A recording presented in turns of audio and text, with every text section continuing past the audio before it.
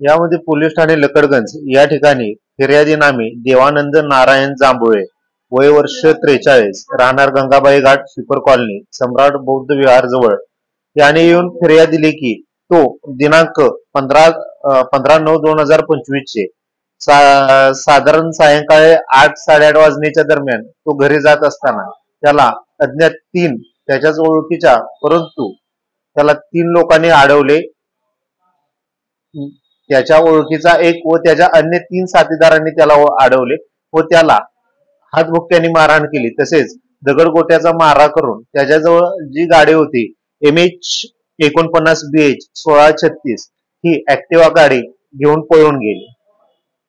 सदर कारणावरून पोलीस ठाणे लकडगंज या ठिकाणी संबंधित आरोपी नामे तुषार अनिल मेश्राम वय 20 वर्ष, सागर अनिल मेश्राम वय 25 वर्ष, श्याम राजू वासनिक वय 22 वर्ष व एक अल्पवयीन आरोपी आहे. या तिघांना अटक करण्यात आलेली आहे व जो अल्पवयीन आरोपी आहे त्याला बाल न्यायालयासमोर हजर ठेवण्याची तजवीज ठेवण्यात आलेली आहे.